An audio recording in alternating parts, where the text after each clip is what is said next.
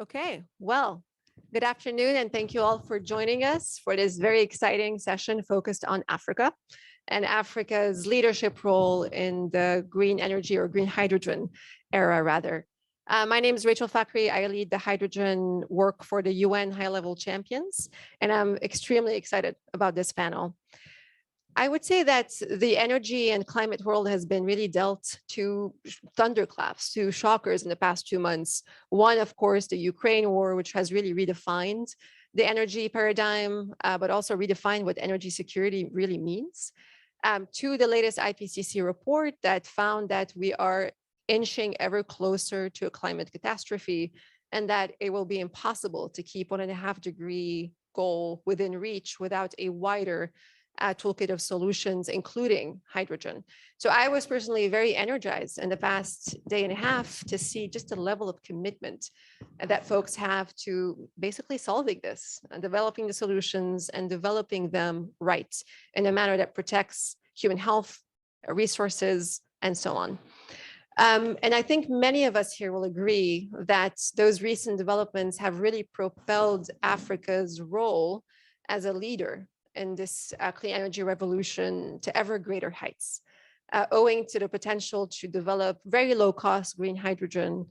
Africa stands to play a leadership role in helping the world address climate change and lead on developing the solutions to the most challenging climate problems. And more immediately, of course, help support Europe's energy security. But more importantly, green hydrogen can offer Africa an opportunity to create domestic wealth, to create good paying jobs for local populations while ensuring ubiquitous access to modern, affordable, and clean energy. So I'm very, very excited about our panel today. We have representatives from 6 countries and 7 joining virtually. From countries essentially either establishing themselves as frontrunners in the green hydrogen era or planning on doing so. And in just a few minutes, many of those countries will be launching the Africa Green Hydrogen Alliance, or acronym AGHA, in support with the UN High-Level Champions, the Green Hydrogen Organization, the UN Economic Commission for Africa, and the Africa Development Bank.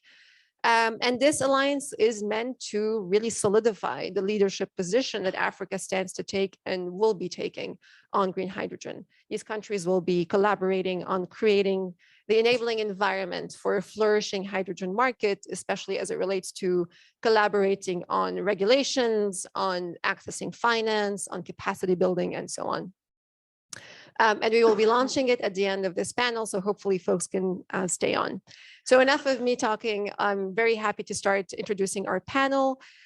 We have first Minister Tom Alwendo, the Minister of Mines and Energy from Namibia. Thank you for being here, Minister, very exciting. We have Dr. Zamani Saul, Premier of the Northern Cape from South Africa. Also thrilled to have you here, Premier. Ahmed Sayed Hafiz, the section head at the technical office of the Ministry of Electricity and Renewable Energy from Egypt. Great to have you. Hanefi Abi, upstream operations director at SMH in Mauritania. Ghali Skali, the advisor to the minister at the Ministry of Investment, Conversions and Education of Public Policies from Morocco. We have Alexis Kayembe de Bampende, the President's Special Advisor on Infrastructure from the Republic of Congo. And we have joining virtually via recording Eric Mwangi, the Economic Advisor to the Cabinet Secretary in the Ministry of Energy from Kenya. So the way this will work, we have roughly 45 minutes of questions. I will be posing 3 questions to the panel. Would love to hear from all of you.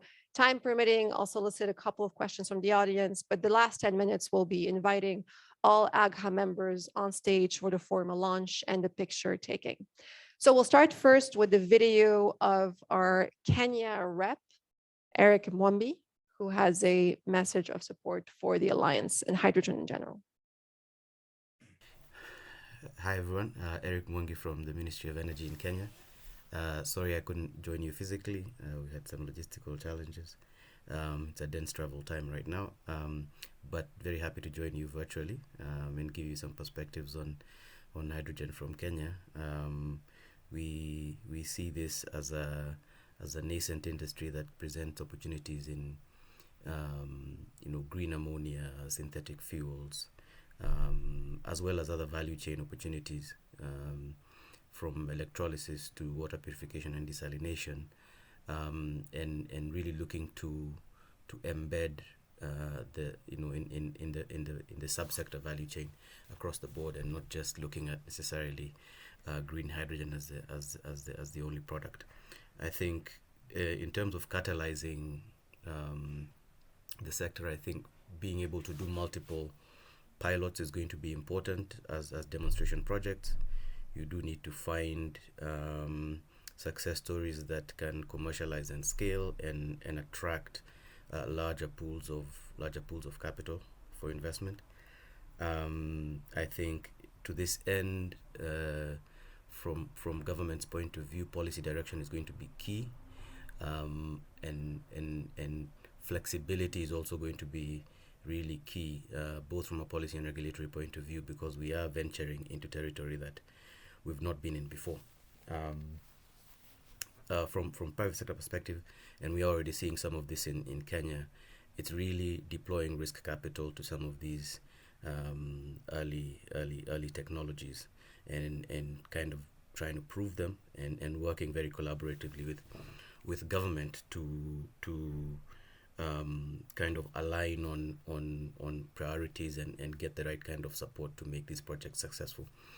I think development finance institutions also have a role to play, and there it's really about being creative in deploying instruments that help some of these projects get to bankability, and educational institutions as well can play a role in both kind of creating pathways for training and retraining new and existing human resource capacity to be prepared for this energy future that we are envisioning. Lastly, I think collaboration, as kind of envisioned in the African Green Hydrogen Alliance, is going to be key. We need to learn from each other. We need to work together and think about how to develop smart partnerships that both kind of educate us about what's working and what's not working, but also kind of scale up the opportunity and also attract larger pools of global capital to the region, into Africa as a whole. So I think this is a fantastic engagement. I wish you a very productive further sessions ahead, and thank you very much to the GH2 team for making this possible. Thank you very much.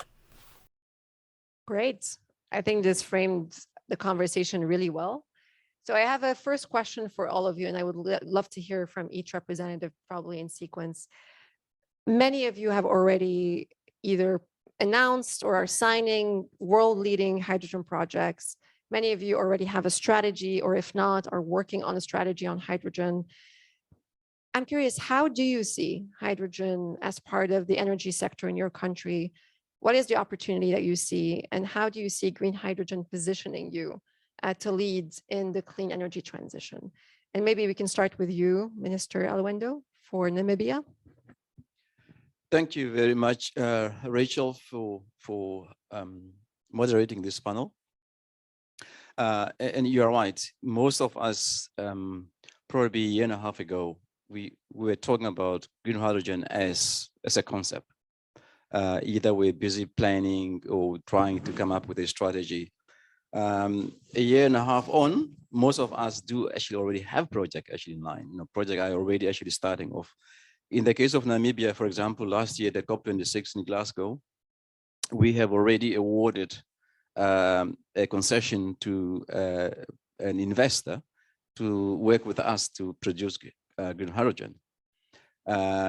Also at the COP26, we have announced that we are working on our strategy. And that strategy is now ready to be launched, which we're going to actually launch at World Economic Forum in Davos next week. So we have progressed quite well, not just talking about it, but really doing something concrete to make sure that it happens. As my colleague from Kenya have said, Africa obviously would want to position ourselves, because of the natural resources that we have got, and therefore why not make use of that resources to make sure that Africa really play a role in the decarbonization. But we also want to understand that, probably at the initial stage where we are now, although this is a commodity that will be traded, what is probably more important now is more collaboration than competition. He didn't mention the fact that we need to have regulations, we need to have standards, we need to have all sort of even financing, and how do we make sure that actually we get the best financing. And therefore right now I really think what we need to do more is more for collaboration, not only on the African continent, but also with everybody else actually who are doing that. So that's going to be very, very important. For Namibia and for Africa in general, where this can be produced, it can benefit our economies in two ways. Not only it's going to give us a new commodity that we can trade with, and therefore giving us revenue, because what we are going to produce is much more than what we may need for our own economy to decarbonize, and therefore probably much of that need to be exported, and therefore getting a revenue for that. But equally, as you know, in most of African countries, we need electricity much more than other continents have and got, and therefore because of the electricity that you need to produce green hydrogen, we're also going to use that to also then increase the electrification within the country. Obviously, that in itself is going to open up more economic opportunity within the economy, simply because now you have energized the economy, and therefore it's really have got multiple economic benefits for us as a country. Our neighboring South Africa here, obviously the Premier is going to talk about that. We're also thinking that, before we even think about actually exporting green hydrogen outside the continent, what are the opportunities within the continent itself, within the region, to make sure that at least that's what we do first. I think there was an earlier session that talked about the transportation of green hydrogen, which will probably take a while. Now, if you do not have to transport green hydrogen all the way far away to markets, what if we actually collaborate in such a way that actually is much easier to use the product within the region? So, and therefore, again, collaboration is very, very important. And that's what we intend to do to make sure that actually to help us. Thank you so much, Minister. I think I'm loving the collaboration angle. I think we're going to add that for sure with the launch of AGHA. So really appreciate you mentioning it. Premier? Oh, it's on. It is. Yeah. From the South African angle. No, what do you thank see you this very much, opportunity? Rachel. And let me also pass my fervent greetings to my co-panelists from the other African countries. I think the question is quite important because the reality of the matter is that there is potential massive demand and supply of green hydrogen in Africa. And my colleague has already mentioned that we've got the geography and we've got the natural endowment to enable us to be amongst your biggest producers of hydrogen, particularly green hydrogen in Africa. So the issue then is, with all the endowment and the geography, what is expected of African leadership?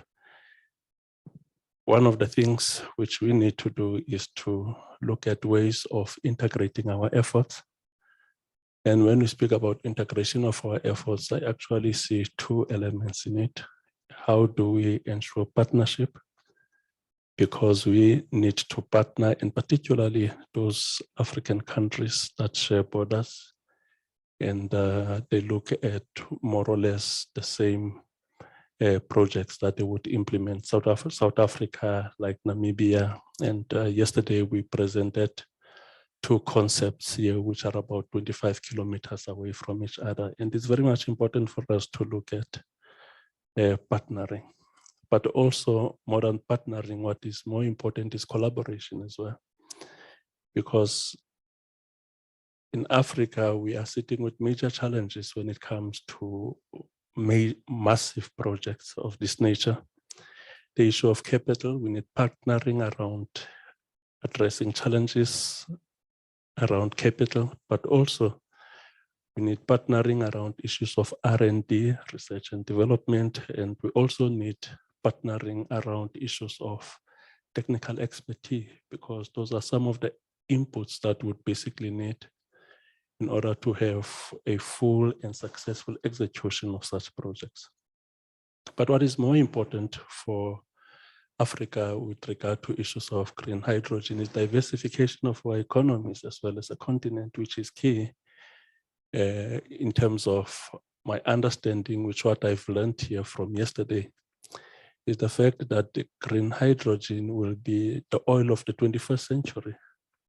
So the responsibility of leadership, and particularly African leadership, taking into cognizance the major challenges of underdevelopment that we are confronted with, is to grab the strategic opportunity. This is a strategic opportunity, and we need leadership of Africa to grab the strategic opportunity, but we can only do that if we are better organized as a continent. And this is something that even the African Union should be seized with. It's a massive opportunity that is coming, and the African Union should be seized with. So with those few words, I see massive opportunities for the African continent. I see a game changer.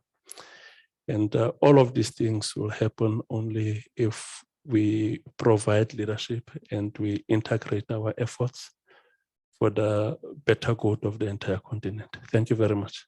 Thank you so much. I think these are excellent remarks. Fully agree on the leadership, diversification, very interesting angle. Completely agree with that. And then would love to talk more about that as well. Ahmed, from Egypt's perspective, of course, COP is in Egypt this year. A lot of eyes on you. Okay, thank you. As His Excellency mentioned, this is a great opportunity in green hydrogen in Africa.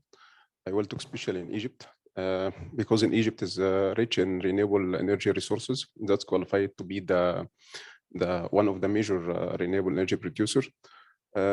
We allocated 7,600 kilometers square for the renewable energy projects. That is expected potentials around 90 gigawatts.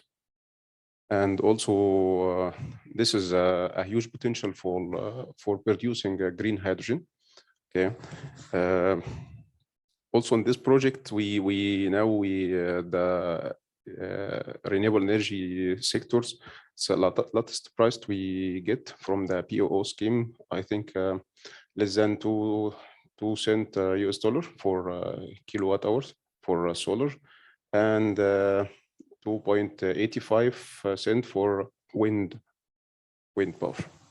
Yeah, I think this is more reduction for renewable energy price. This is more hydrogen production and with competitive price. Maybe in 2030, the price for kilogram hydrogen may be less than $2 US.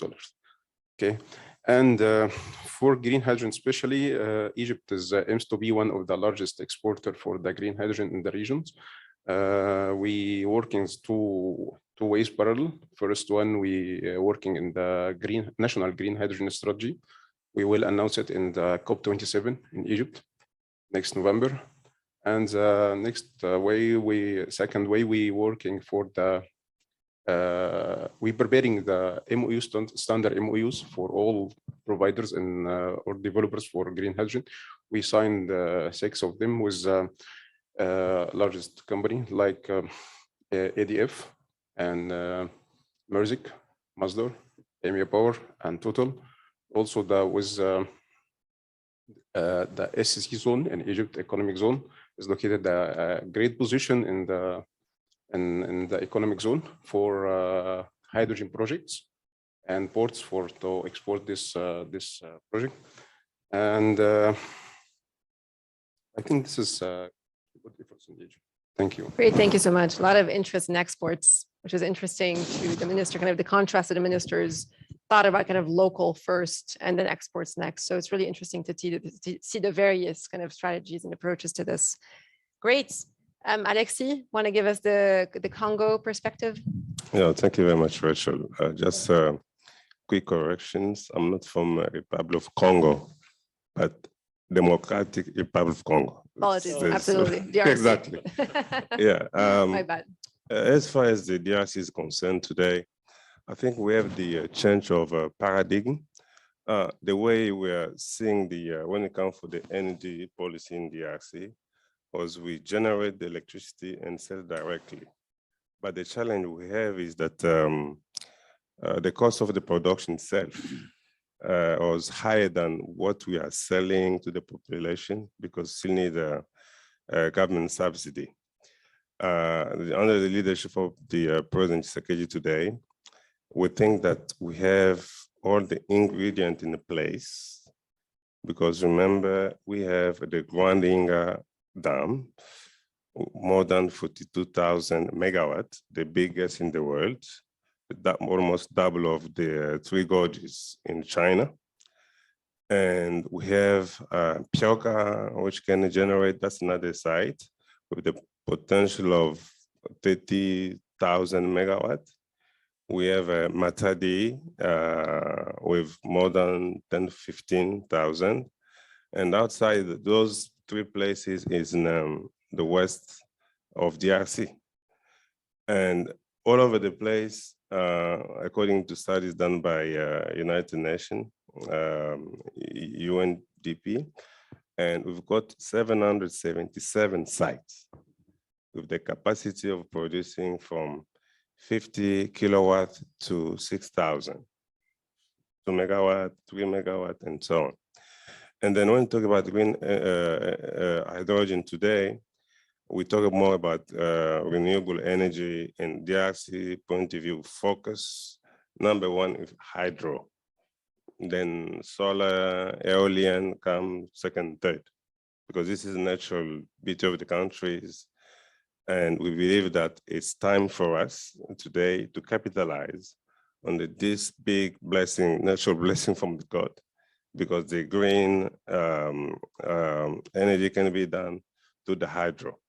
Of course, it's more than 60 years we've been talking about Grandinga. It became a big song. I think the brother here from South Africa, we signed the agreement with them almost 9 years ago to supply 5,000 megawatt. But we come up with a solution. The solution is that 2020, September 16, if I have good memory, the DRC signed with Fortescue Future Industry for development of Grandinga and the production of green hydrogens, ammonia gas, fertilizer, and so on. And of course, there'll be a portion of that electricity which will be for the national use. And on top of that, last year, the DRC government presented a plan for industrialization of the countries. Because remember, we are still top number one for the cobalt in the world, and we produce copper and so many lithium and so on. And energy is still the key factor for us to kick off this country to be developed.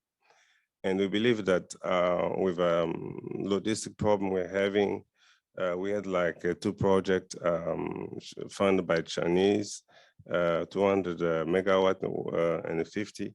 But for more than 7 years, we cannot take the electricity close to the population because the transmission line is still a big, big issue. And with these solutions, we believe that we can do better. And the present thing that green hydrogen today is, of course, a solution for the country growth, because if you look at how much is sold today in the market, and there's possibility that the DRC can produce if we take into account what we have today is a capacity of the Grandinga. Let's say that 80%, 100% of it, including Pyoka, including the Matadi, we can go 7 to 9 million tons per year. And this is huge in terms of even the country GDP. Thank you so much. The scale is enormous indeed. Hadn't realized. I think all of us are very excited to see how DRC's ambitions develop. So thank you for that. Very exciting. Ali, want to give us the Moroccan perspective, knowing that Morocco is probably one of the first to produce a strategy that was really, really ambitious. So would love to hear your thoughts. Thank you, Rachel. And first, I would like to thank the Spanish government and also GH2 organization for hosting, organizing, and inviting us to this incredible event. I'm a bit disappointed. I would have expected more people than that, but maybe hunger instinct is stronger than what we can think. I'm a bit also disappointed. I'm very honored to be part of this panel with my African brothers, but a bit disappointed there is no women except Russian, of course, among us. And next year, I'll be more than happy to leave my place to a Moroccan colleague, and there are plenty of them more qualified than me. I would like to start by saying that, as you may know, in Morocco, thanks to the forward-looking view of working, the commitment to green energy is quite old. This is motivated, of course, by environmental awareness, but mostly because of economic reasons, as Morocco has almost no fossil energy resources. Today, the vision has materialized.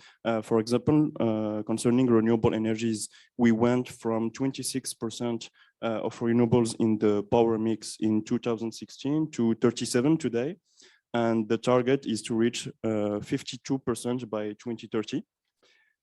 Moreover, Morocco has still among most important potentials in terms of renewable energy, and that thanks to the combination of its solar and wind resources, which mitigates in part the intermittence of renewable energies. We have also an important land resource, which is switchable, and that is important for green hydrogen projects. Switchable means that it is flat, it is sparsely populated, it is close to coastline, and it is close to transport infrastructure, either pipeline or port. We have also a strategic positioning just next to Europe. We are 14 kilometers away from Spain. So it wasn't a long flight for me to come here. And we have business climates specifically friendly for foreign investors, and one of the most competitive in the Mediterranean area and in Africa. In last decades, the technological struggle and challenge that has been tackled by Morocco, but by all the players in renewable energies in the world, was to lower cost productions of renewables.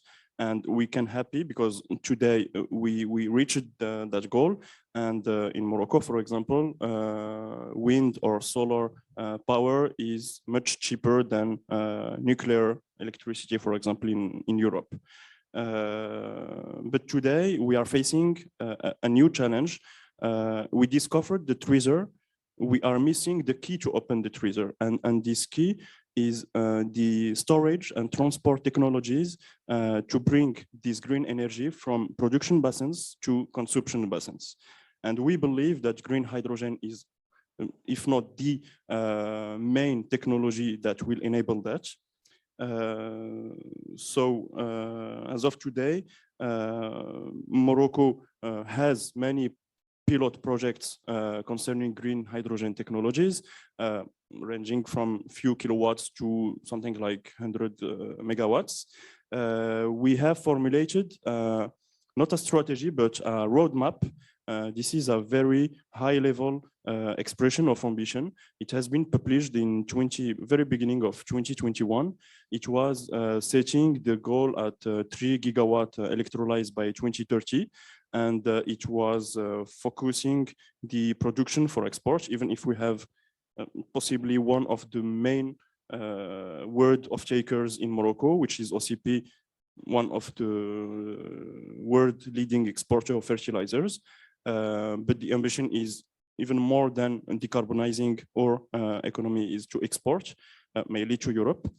But what we are witnessing from a few months ago, to be frank with you, 1 year maximum, is a real dramatical shift in the approach of foreign governments and investors towards green energy. Not more than 1 year ago, Moroccan government was struggling to convince partners of the pertinence of green energy. Today, we are struggling to manage all the investors knocking on the door.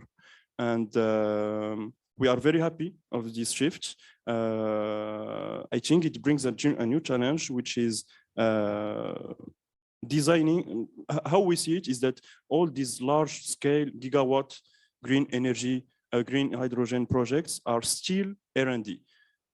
I agree with you, it's a very small R, very big D, but it's still R&D, as none of those kind of projects has materialized in the world.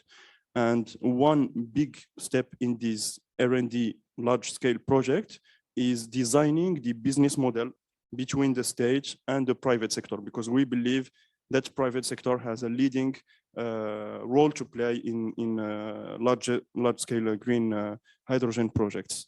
So maybe later on we will discuss in more details this business model and so on. Thank you. Absolutely. Thank you so much for that. Fully agree, the public-private angle to create those bankable projects that I think Eric was talking about earlier, the success projects to start unlocking financing to accelerate commercialization. I think you're absolutely correct. That is a huge issue and a challenge. And I think this alliance is hopefully going to help address to some extent, but we'll see.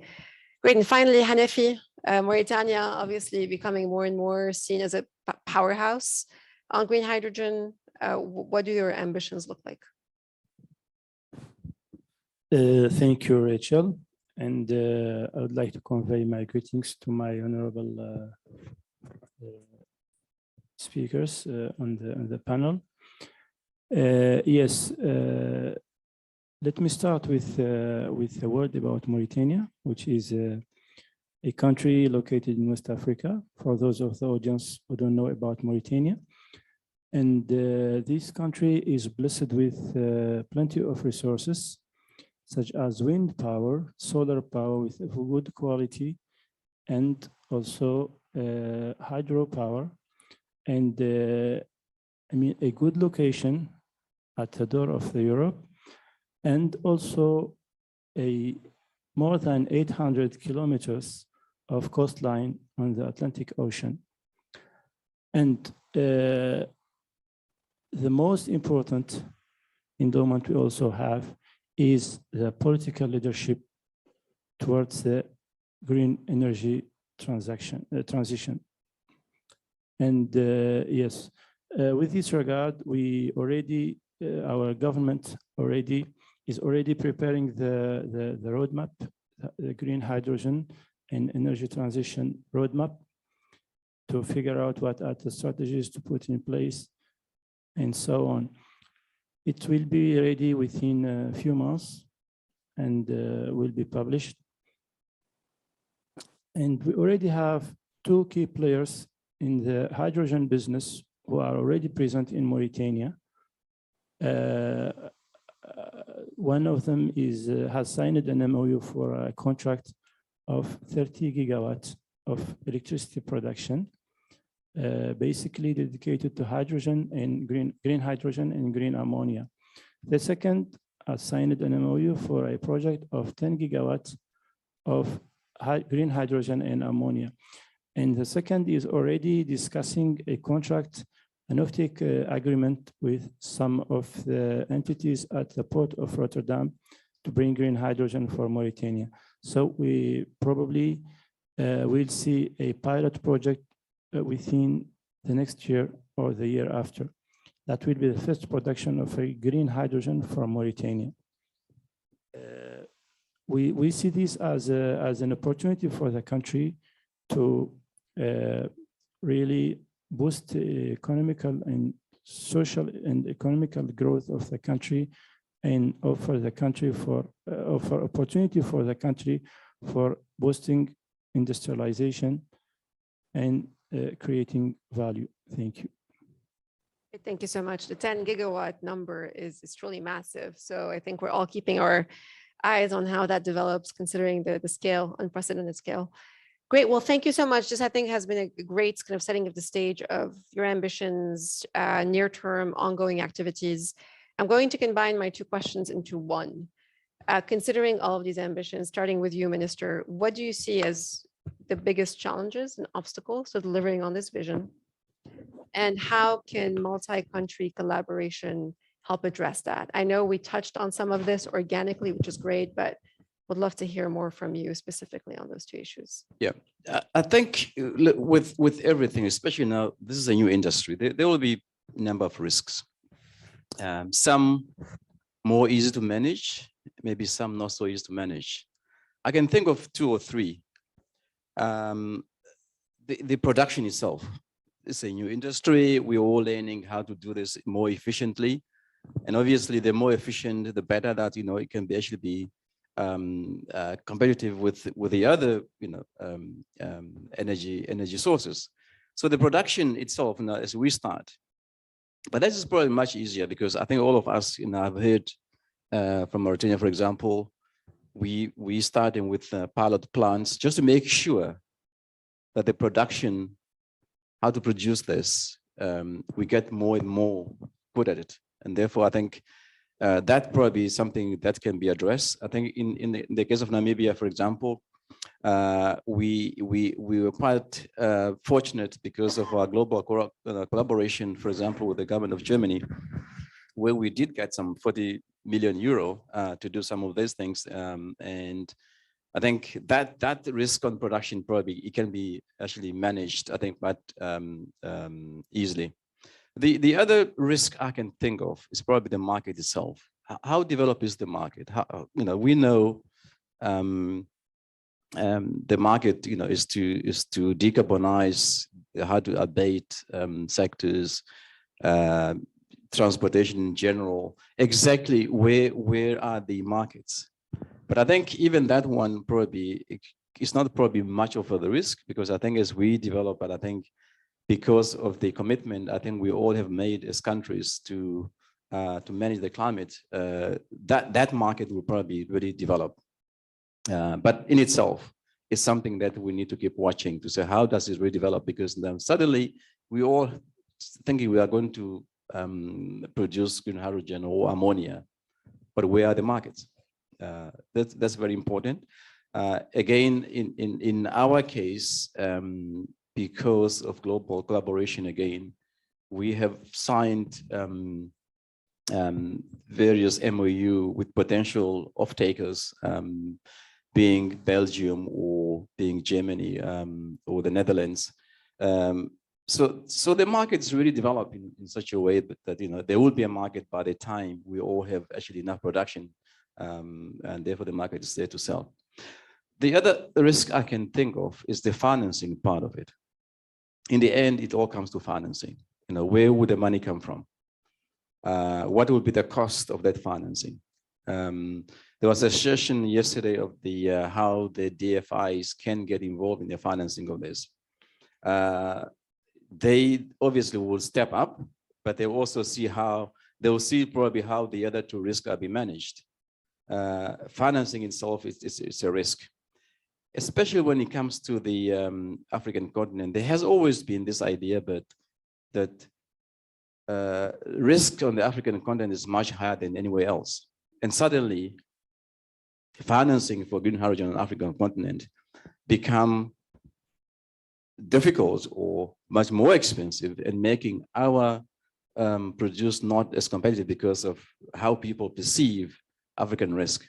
But I think hopefully, this being a global discussions, it's also hopefully starting to change the global view about what Africa is all about, such that it does not be seen necessarily to say it's much more riskier to finance green hydrogen on the African continent than anywhere else, but it's a risk that can be mitigated. So those are some of the issues I'm thinking about. But as I say, some are easy to mitigate. Some need some more learning, some more to familiarize ourselves with really what's happening. And again, I think it comes to collaboration to make sure that at least there's that understanding where we are going, where we're coming from, and where we are going. And I think when we understand that, we should be able to actually manage all these risks. But certainly, those are some of the things that we need to take care of. Great points, Minister, in particular on the kind of demand, how will the market evolve? It begs the question, how can we spur that as well? How can we spur demand for hydrogen in those really hard to electrify sectors? And of course, demand creation really came up yesterday. The DFI piece is an extremely important piece. We want to see them step up and increasing support and commitment to emerging economies at COP27. So fully agree with that, Minister. Great point. Premier from South Africa's No, thank you very standpoint. much, Rachel. And I was, as a student yesterday, I was listening attentively to most of the presentations that were made. And I get a sense that for your industrialized nations in the West, with the introduction of hydrogen, brings about lots of known unknowns. And for emerging economies, for an example, in Africa, there's lots of unknown unknowns. So in order for us to cross that bridge and deal with these unknown unknowns, I think we just need to be very pragmatic as a continent and be very incremental in our approach of introducing of hydrogen, and particularly green hydrogen in the continent, because we've got the natural endowment. And if you listen to all the previous speakers, they basically attest to that. We've got a natural endowment. And I think one thing that we'll have to look at doing is how do we basically marry our mineral resources with the green hydrogen endowments that we have. Because one of our biggest challenges is that our economies in the African continent are commodity-driven economies. One of the biggest debates that is currently taking place in South Africa around just energy transition is that our energy is powered by coal, in the main by coal. And we are currently sitting with the highest levels of unemployment in the past 13 years, which is currently standing at 35%, which is the official definition of unemployment. If you use the expanded definition, is standing at around 53%. And you've got the coal industry, just in direct extraction, you've got about 100,000 jobs. So if you speak about just energy transition, what are the implications with regard to those jobs? And if you look at indirect employment, it actually increases the numbers. So those are some of the practical challenges that we are confronted with. I don't think only in South Africa, but should be challenges which are confronted with right throughout the country, right throughout the continent.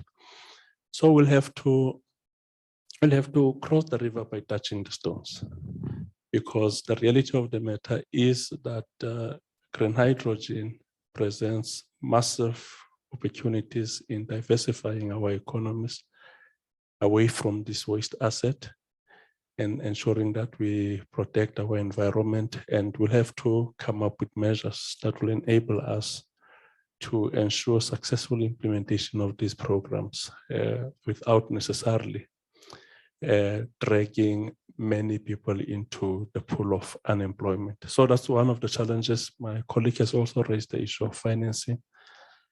And I think through an integrated approach where we collaborate as African countries with the massive natural endowment that we have, we might be able to come up with that collective voice on the best models of financing. At the end of the day, it's not really about financing.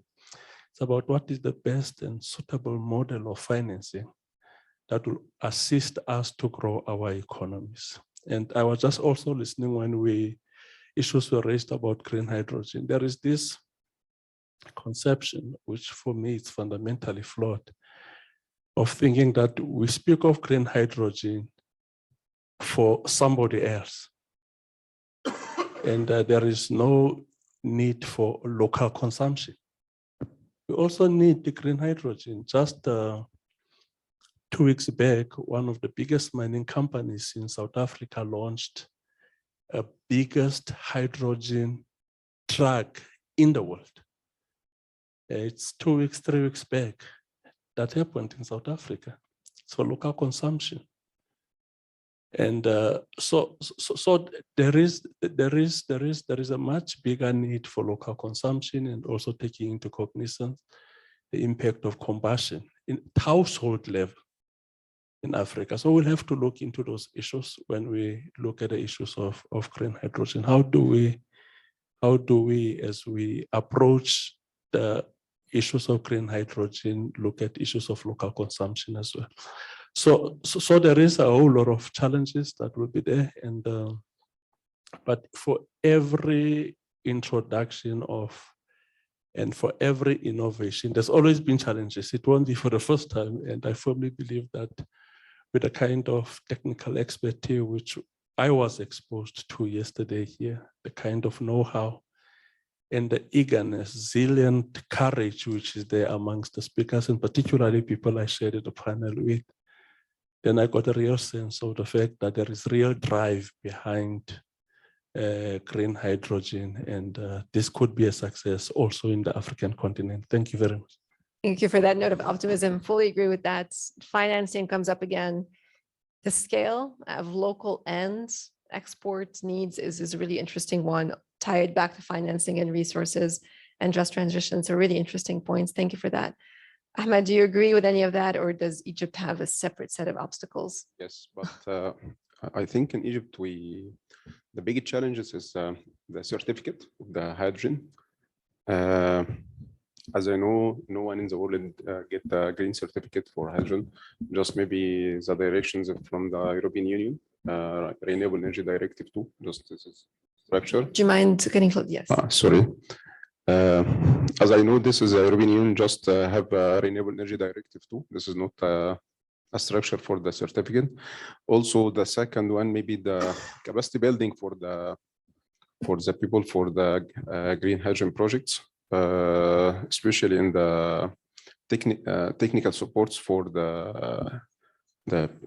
from the developed country to the developing country for this, and know-how transfer for this. I think this is the biggest challenge for this. Absolutely. Certification and capacity building, two big priorities, I think, for many of these countries. Sorry, I forgot something, but I think this is a legal firms contract. This is also a big challenge. Right. Absolutely. Yes. Which can also fall under capacity building as well, but Yeah. completely agree. It's a Yeah. critical need. Great. Alexi, from DRC standpoint, what obstacles are you facing? Yeah, when it comes to DRC, I think the challenge is, of course, from a national level, most of the projects we have in Africa, the big challenge will always be the funding. As I said, outside the Grandinga project, because we have a partner already, which is FFI, under the leadership of Dr. Andrew Forrest, and we believe that the funding problem is almost resolved. But let's say that we produced 1 million tons of hydrogens. Of course, 100% is not going to be used for international purpose, because this is the big country where we have these challenges when it comes for the energy. The challenge is still logistics, how we can take DRC portion, or even FFI want to sell for the local market, to bring it to east, west, south of the country. We're talking about the country with the size 4 times bigger than the size of France, 2,245,000 kilometers square. Since we don't have the sustainable infrastructure in place, are we going to build the pipe to move the hydrogen, whether we move it through ammonia and so on? That's one of the challenges. The second challenge from the national level also is the small and medium-sized scale project. Of course, you have 2 megawatts here, 100 kilometers to reach to the populations. Do we need to build the transmission line, or if we develop the green hydrogens, how we're going to do it and who's going to do it. We still need to talk to other small-scale partners, because still believing that green hydrogen is still a solution right now, because it's more costly, 4 or 5 times more expensive to build the transmission line than the cost of the production of self of the small size power dam. The other thing is convincing the populations, because hydrogen is something new. A brother here from Morocco just said that it was very, very hard to convince the private sector. So even in the DRC, when you talk about the Rwanda, we mention hydrogen, people say, hey, they think that we start with hydrogen rather than starting with the electricity first. But I'm happy that every day international media are saying this approach moving, that it's becoming more realistic, and the green hydrogen is now the solution. And as I said before, the country like DRC, looking at the size of the population, what we can offer today when it comes for like mining sectors, and hydrogen is still the key.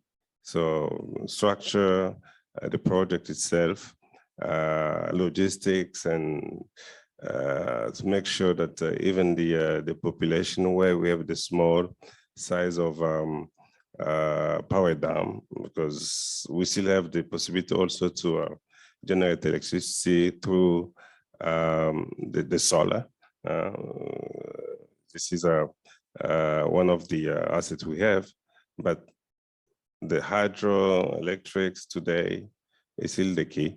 And we think that with the support we have now, having a reliable partner, some of the challenges can be met, especially for international, because Grand Inga is in the west of DRC, close to the oceans. We can build the deep water port, which can respond to this kind of issue, especially the exportation of the green hydrogens. Thank you so much for this, Alexi. I love your point about social acceptance and the private sector. We always say we need radical collaboration and stepping up from the private sector. So I think it's a very important point. Great. Rally, from Morocco's standpoint, obstacles. You mentioned a couple earlier. They were excellent. So you want to flesh those out a bit? First, I agree with most what have been said by my esteemed co-panelists, except maybe for financing. This part of large-scale green hydrogen project is not really frightening for Morocco because one, we have some experience in financing, project financing big renewable energies, up to gigawatts, up to billions of dollars. And also we have a very strong appetite from financing institutions. At least that I agree 100% with have been said. I would just insist on what we call the business model. One success factor that has been evoked in almost all the presentations since yesterday is the political leadership, courage, even faith. We do have that in Morocco. I evoked the roadmap published in the beginning in 2021 that was setting the ambition at 3 gigawatts. I can tell you that is completely outdated already. And we are working on a new strategy, much more ambitious. Thing is that we set the ambition here. It's much more complicated to set the critical pathway to go from here to this ambition. And what we do believe in Morocco, and this is applicable to all kinds of very ambitious strategies, is that quick baby steps are better than big deterrent steps. So we believe in a very progressive approach, but still ambitious and quick.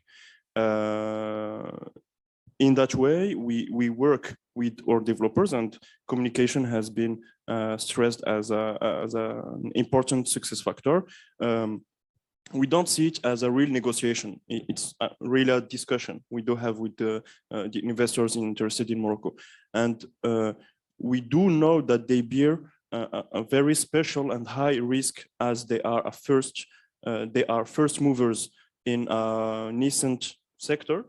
But we are also conscious of our competitive advantages.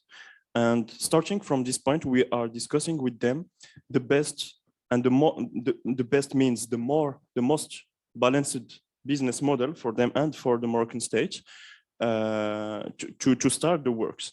And for Morocco, for the Moroccan government, which I am part of, what does it represent? A balanced business model.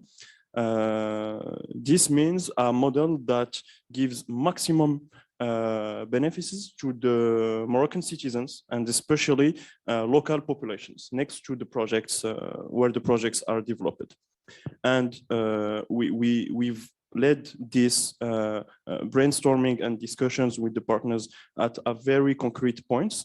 And additionally to the very classical financial royalties, we are thinking of three main externalities pursued by the Moroccan government for the large-scale green hydrogen projects.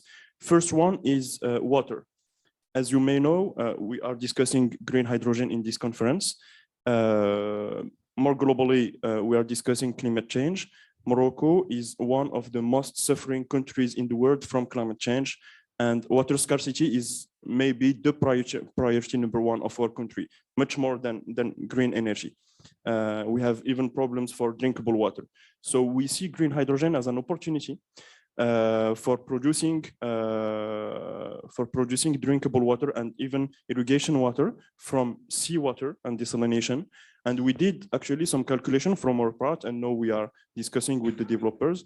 And we see that oversizing the desalination capacity by like 30% costs a very small amount of the original capex, something like 0.1 or 0.2 up to 0.3% of the capex.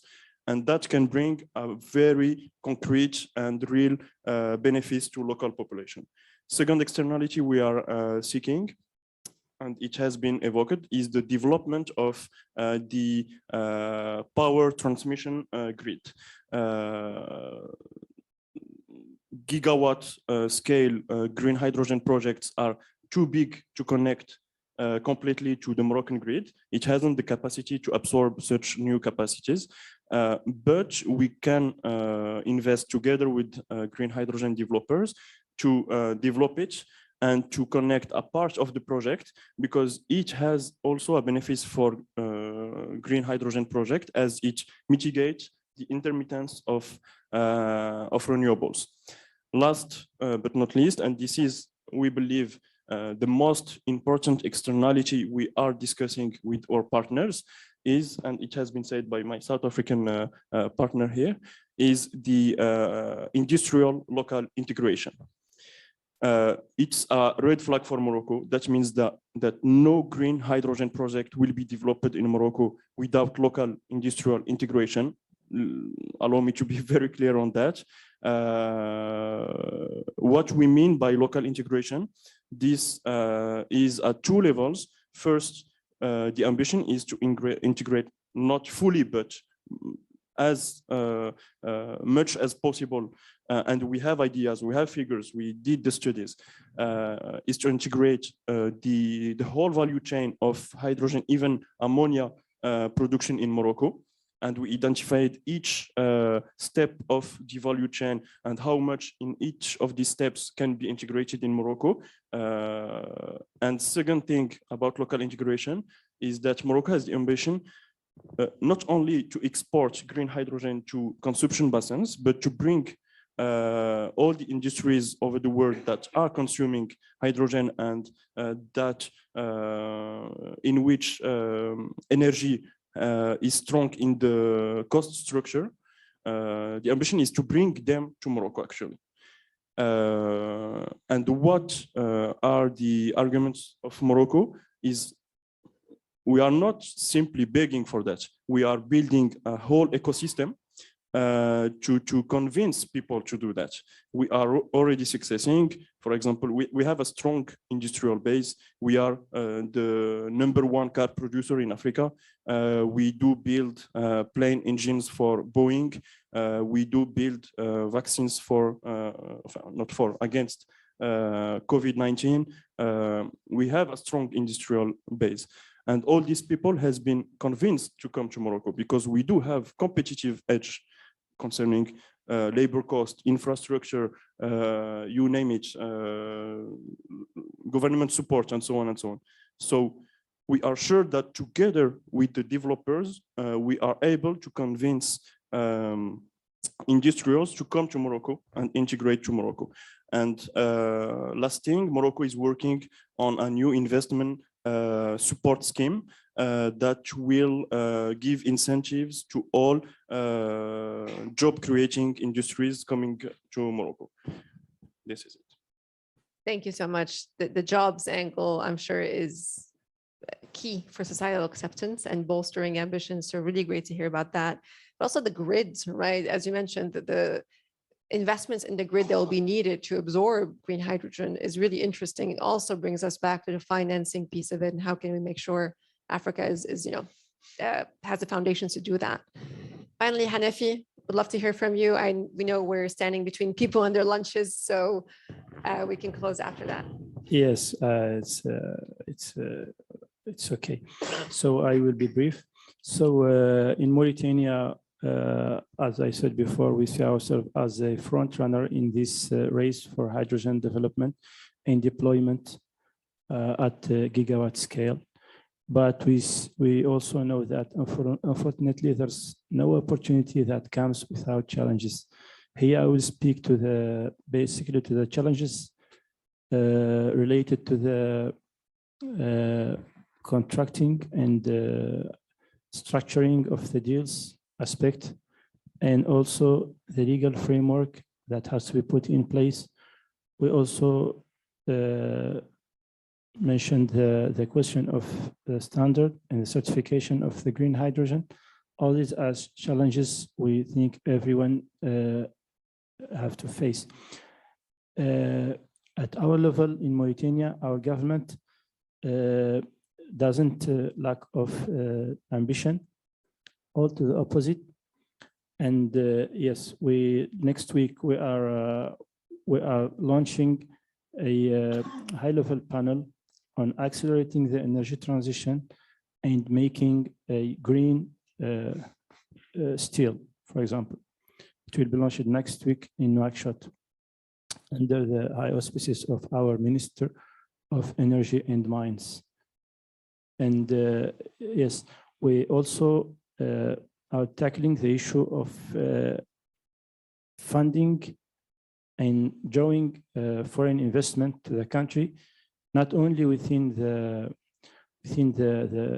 green hydrogen business, but in general, as the country has just modernized its legal framework for the investment, for the foreign investment, and they created an agency called APIM, which is in charge of promoting investment in the country. And in general, there's a big mobilization.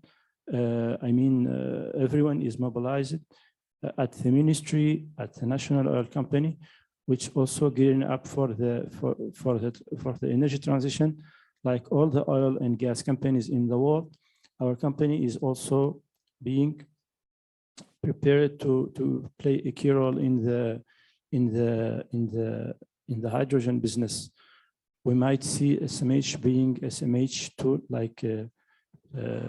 like hydrogen. Thank you. Thank you, Hanafi. On the contracting piece, fully agree with you. Sorry, Minister, you had something. Rachel, just a quick one. I was just, as I was, my colleagues were talking about, one of the panelists did say green hydrogen is likely to be the oil of the 21st century, which is probably true. But we also know how oil became, at its highest. Oil was really an important subject matter international relation-wise. And therefore, I'm thinking if at the point when this become really something which everybody's looking for, and this is the energy of the future, we need also then to start thinking about what will be the geopolitics of green hydrogen be at that point. It's probably still on the horizon, but it's something I think we need to start also to think about so that it does not become a challenge that we cannot manage. But certainly, I think we had to deal with the geopolitics of the green hydrogen as we move forward. It's a very sobering and very accurate note. Thank you for that, Minister. And a great closer.